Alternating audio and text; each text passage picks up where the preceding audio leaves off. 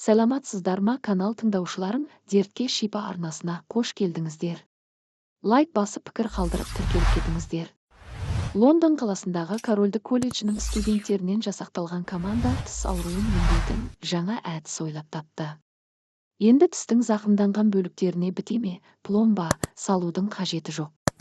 Альцгеймер ауруына шалдыққан жандарға көмектесетін тидиглушиб атты химиялық дәрі тістің құрттаған немесе зақымданған жерлерін қалпына келтіріп, табиғи қалпын сақтап қалуға көмектеседі.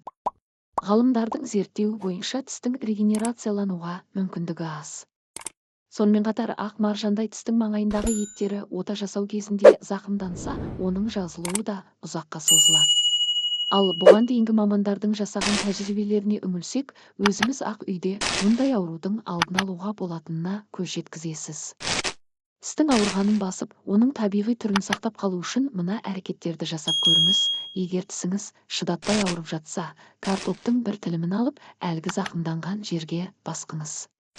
Көкөністің құрамындағы элементтер ауруыңызды тез әрі оңай басуға көмектеседі. Сарымсақта түрлі ауру мен бактерияға қарсы тұратын күші бар. Бір түп сарымсақты тұзбен араластырып тісіңізге бассаңыз, әп-сәтте аурудың басыла бастағанын байқайсыз. Сонымен қатар кейбір адамдар аурудан оңай құтылу үшін тісіне мұз басып жатады. Оны пайдаланудың да өзіндік әдісі бар. Мысалы, суық мұзды полиэтиленді пакетке салып, одан кейін шүберекке орап ауырған тісіңіздің маңайына бассаңыз болады. Ол тек ауырғанды басып, жүйкесін тыныштандырғаны болмаса, емдемейді. Кішкене ауруды асқындырып алуыңыз да ғажап емес. Ал көптеген тәжірибелер мен кеңестерді назарда ұстаған мамандар бүгінгі жаңа дәрінің пайдасы орасан зор екенін айтып, күллі әлемге жар салуда. Алайда мұның қаншалықты пайдасы мен зияны бар екені қолданысқа түскеннен кейін ғана белгілі болмақ. Түнгі уақыттағы тіс ауруы барлығымызға таныс жағдай.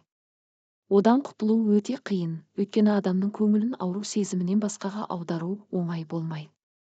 Ауру сезімін басатын дәрі ішу, дәрі қағазсыз, рецепт берілетін ауру сезімін басатын парацетамол немесе ибуфен сияқты дәрілерді қабылдау көптеген адамдар үшін жеңіл және орташа тіс ауруын тиімді азайтудағы ең жылдам және қарапайым әдіс болып табылады.